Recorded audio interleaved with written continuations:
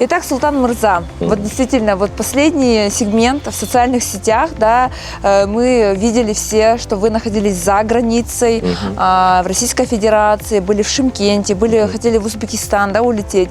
То есть как бы у вас очень большая география именно расширилась после того, как вы уехали из Балыкчей.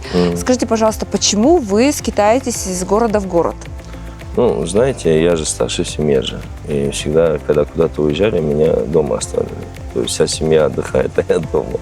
Либо дом охраняю, либо, получается, за работой, за цехом, за хозяйством слежу. И всегда так было. И всегда была мечта побывать во многих местах. То есть я практически никуда не выезжал же. Да? Да, за пределы страны. Я в России ни разу не был. Я в Узбекистане ни разу не был. Поехали и получился такой Да, плачевный... первый раз был. Не плачевный, все хорошо было. Просто не надо было, наверное, с Ташкента лететь. Так-то нормально, мне очень понравилось. Я же был в Москве, в Питере, я, получается, круг сделал, на Алтай полетел, там на Алтай нашу родину посмотрел, потом в Алматы, Тараз, с Тараза в Ташкент, и с Ташкента туда вылетел. То есть очень много друзей за границей было. Мы в свое время среди стран СНГ проводили международные форумы по экологии. И многие люди приезжали, и с многими людьми я был знаком, ну, по сей день знаком. Я их встречал у нас в стране. И получается, вот, и они много ждали у себя. То есть говорили, ты приедь, мы тебя тоже встретим. И никогда не было возможности вырваться. У меня постоянно то работа, то это, то еще что-то. И так получилось, что в связи с назначением на должность у меня получилось от бизнеса немного отойти. То есть я юридически фирму передал, дела передал, даже свой телефон рабочий отдал, чтобы вообще ничего не доставало. Думаю, раз просто не думать, да, вот об этих социальных сетях, об этом телефоне, Нет, да? Планомерно, то есть фундаментально заниматься. Если что-то дали, надо майонез иштеш керек. Я телефон все отдал, как бы вообще, чтобы бизнес меня не беспокоил. Ушел на должность. Так получилось, что с должности убрали, уволили. Это, наверное, была краткосрочная ваша работа, да? Да, за все это время? Да, и свободен, и что делать? Пошел путешествовать. Сначала с Онкой, потом... А у меня билеты в Москву уже куплены были. Вы знаете, вы заметите, вот идет такой тренд, что вы где бы ни отдыхали, почему-то какие-то приключения. С Онколи, да, вы тоже отдохнули, как бы тоже с приключениями, почему-то машину вашу забрали на штрафстоянку, да? Ну вот расскажите, вот мы хотим увидеть по следам, вот, как говорится, полководца, да, который проходил, и вот как он завоевывал земли. Вот с Онколи как вы отдыхали? Не, как в том фильме, да, часовни тоже я разрушил. Нет, это прям такого нету, просто у меня самого в связи с тем, что я делал объекты туристические же, то есть выработалось вот это вот умение, то есть я умею помимо того, что строить объект, еще и в социальных сетях любой объект раскачивать. То есть это были Эйфелева башня, пансионат Палм-Бич, потом другие пансионаты. То есть везде, я же понимал, нужна им известность, чтобы продавать недвижимость. То есть я помимо того, что строил, еще и приносил известность. Например, Балыкчи до меня город кто-нибудь особо знал. Сейчас у всех на слуху, мне кажется, даже Бишкек по популярности перегнал, да, Балыкчи? Вот расскажите историю, как вы вообще туда появились и почему так произошло? Ну, сразу скажу честно, сам виноват. То есть бюджет ДВЗ сабур проявил бы, если все нормально было бы, нет же. То есть меня вызвали, ну, я понимаю, их тоже можно понять. Например, у нас в стране было бы такое же положение, ну, открытое военное, да. Ну, конечно, там каждого там вдоль и поперек проверяли бы, там, вплоть до нагнись, разве не годится, короче, там все проверили бы. Ну, там такого не было. Просто сказали, паспорт взяли, сказали, и потом начали каждого вызывать, сказали предоставить телефон для проверки. Ну, конечно, и просто этот телефон, который я мэром заступил, я его взял же.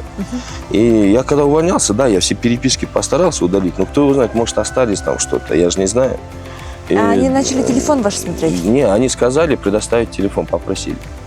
Я отказался, ну, потому что для меня отдать им телефон, это как чуть ли не измена Родины звучало, потому что, я не знаю, там, может, какие-то файлы остались, может, они могут восстановить что-то.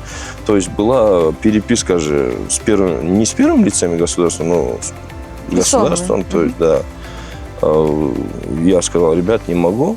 Они спрашивают, почему. Я говорю, ну, извините. Но я не стал все рассказывать же. Я говорю, там, может, супруга фотографии, как я отправил. Я же не могу вам отдать телефон, отдать пароль и уйти сидеть там спокойно. начал отшучиваться, там, типа, увидите там мой телефон, потом себя неполноценными мужчинами будете считать и все такое. Ну, задело их, в общем, это. Я сам нарвался, как обычно. Они меня начали мариновать. То есть это как? Ты сидишь, идешь, говоришь, вы что по моему делу? Ждите. Вот так вот 20 часов. Потом я просто психанул, уже ID вспомнил, у меня же ID-карт же есть. По идее, с ID-картом можно проходить же. Ну, вроде бы, да. У меня в мыслях, короче, план какой был. Я, то есть, с ID-картом сейчас проскочу. Ну, я думаю, раз паспорт они изъяли, значит, базу ничего не записали, просто для проверки паспорт изъяли, чтобы я не прошел границу. А у меня есть же второй, думаю, сейчас проскочу. И что? То есть это уже незаконное пересечение границы. То есть у тебя паспорт взяли для проверки, ты идешь опять через границу. И там слово за слово, короче, давай форму сними, по разам выскочи. Не, в обезьянник попал, заслужил, как бы, сам нарвался. Это правовое государство, начнем с этого. То есть, если ты законно все документы сделаешь, тебе ничего не сделают. Там махновщина никто. Это наши же, как всегда, год чичарда, или забыли, или не сделали. Был случай, когда меня вот это, то есть, я живу, меня, то есть, люди встречают, возят такие туда-сюда, инвесторы с этими. И я не вижу жизни, то есть, как наши люди живут, не вижу. Я поэтому однажды в 5 утра свалил там. Был такой человек, открыто говоря, бомж, короче, в парке. Мы с ним тусовались до обеда. Потом опять свалил в отделение, попал с таксистом. У меня даже видеозапись есть. Получается, я таксист, наш кыргыз, кстати, с Таласа тоже. Я говорю, он чувствую, нас остановили, он мандраж ловит. Я говорю, что случилось? Он говорит, у меня документы не в порядке. Не в порядке. Я говорю, так говорить сейчас, короче. Не получилось, нас отвезли в отделение. И он там начал исполнять, короче. Слезы, там драмтеатр отдыхает, короче. Баламурота, Апамурота, Карвалов надо, пожалуйста, отвезти. То есть каждый приезжает, пытается выкрутиться же. Косяк за ним, он не сделал документы. Понятно же. Меня там часа 2 продержали, и то из-за того, что база у них зависла, им надо было по базе проверить, все ли у меня в порядке, то есть документы. Проверили, отпустили, а он остался. Не знаю, как у него судьба, сколько было в кармане денег дал, говорю, брат, держись, он говорит, То есть там правовое государство, просто у него, они законы издали, будьте добры соблюдать. Это просто сделайте там регистрацию, СНИЛС, что они просят, сделать надо. Да, я понимаю, это муторно, геморно, но тоже их можно понять, у них теракты происходят в стране. То есть у нас, например, такое было, у нас, я уверен, даже жестче было, у нас, потому что характер, да. Как я у них в аэропорту выебывался, там, не дай бог, у нас в аэропорту кто-нибудь там, ноги, руки, может, переломали бы даже. То есть со мной обращались, учитывая, как я себя вел, вполне вообще цивильно, короче, вежливо. И все-таки чувствуется, что мы один народ. То, что, одной, например, Великая Отечественная война была, то есть мы вместе противостояли другим силам, все это чувствуется, потому что конвоиры приходили, объясняешь положение, братан, попить надо, поесть надо. Он говорит, вам же приносят. Я говорю, нам приносят Аэрофлот только. А их 3 у нас. Я там еще 2. А есть другие авиакомпании, они на нас забили. Сейчас, то есть другие авиакомпании вообще, да, ничего не приносили?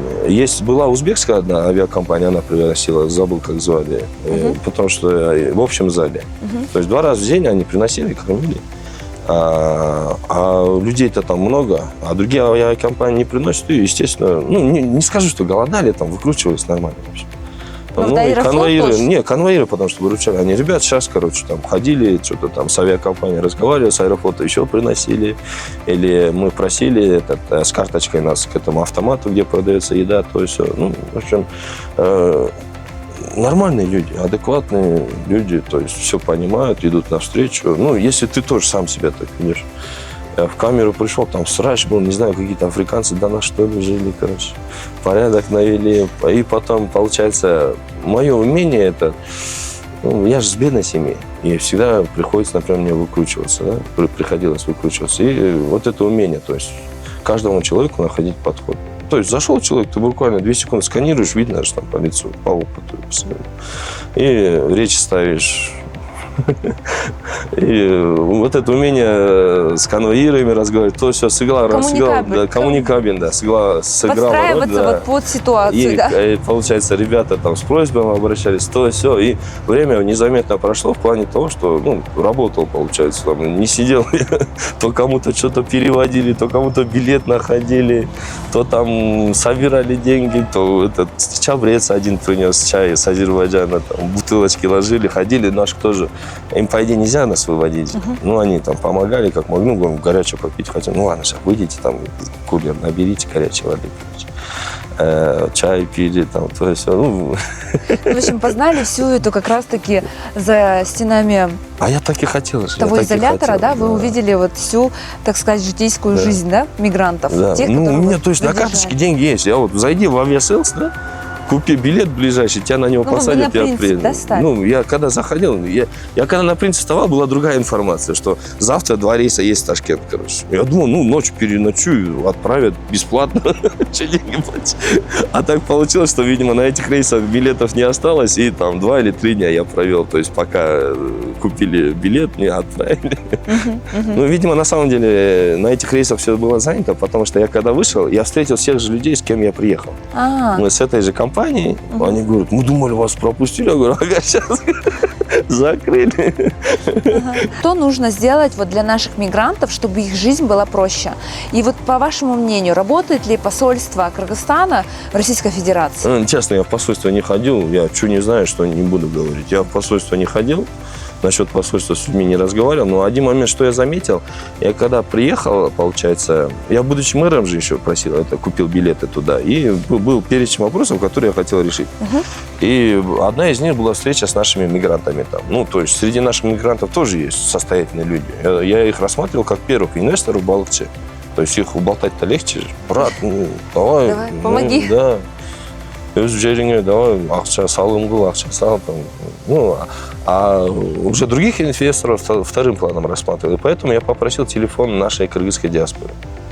Я вам честно скажу, мне дали, по-моему, 8 или 12 номеров. То есть все то же самое. Можно на кыргызском? Да. Аяғында көре бастық та. Кыргыздар бири-бирименен неметіп алады. Bir ынтымақты болбай жатышат да. Бөлініп алышқан, там, улуулар, кичүүлөр, там, 89-дар, 91-дер, Талас, Ош, Нарын, Көл, бөлініп алышқан да, жақтачы. Ар бир диаспора жоқ да. Которая как раз-таки объединяла бы всех, да? То есть представлять права, это надо объединиться. Например, в любом, например, армия есть, да? То есть есть главнокомандующий, в государстве есть президент. Вы представляете, у нас не было президента, что у нас в стране строилось, если бы каждый свое качал бы. Вахханалия полная была. Да. И то же самое сейчас творится там. То есть нету объединения цельного. То есть, чтобы представлять права людей нашего государства, надо, во-первых, объединиться. Ну, как в той притче же есть. Отец умирает, говорит, сыновьям, принесите по ветке, да, они сломали, теперь принесите веник целый, они все равно сломали. Он говорит, как тупыми были, так тупыми умрете.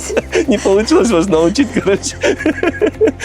Не, смех смехом, но это надо объединиться, да. То есть собраться во что-то, создать диаспору. Это несложно, то есть членские взносы вести в год там, ну, посчитать надо, чтобы содержать офис, там, пару бухгалтеров, пару юристов. Несколько, ну и поставить все вот на порядок. Да, да. Чтобы все было централизовано. Они не объединятся, потому что каждый свое тянет, каждый привык у себя ханом быть, короче, в своей диаспоре. Как бы, видите, основная проблема в том, что каждый думает о себе, а не об общей цели. Но впечатления у вас как бы все равно от Российской Федерации остались положительные. Ну, конечно, конечно. Да? Да. И вот в Кыргызстан, вот вы съездили к родным, повидали. Ждать ли вас на политической арене или людям будем помогать? И бизнесом заниматься? Что будем делать? Ваша миссия на сегодняшний день? Пока не знаю, честно. Сейчас, во-первых, выспаться надо для начала. 3 дня там, потом дороги, столько уже. Скорее всего, ну, посмотрим, конечно. Есть же... Скажи что-нибудь на мужском, да, посмотрим. там видно будет.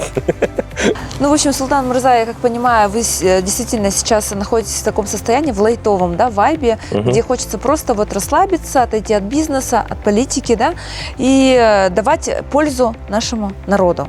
То, чем вы хотите заниматься в ближайшее время, да? Чувствовать себя нужным. Вот так вот, правильно. Да. Да, чувствовать себя нужным, полезным. Да. Поэтому я желаю вам и команда «Репортер KG» желает вам достичь этих результатов. И спасибо вам большое, что вы сегодня уделили для нас, для эксклюзивного интервью время. Спасибо. Без проблем, конечно.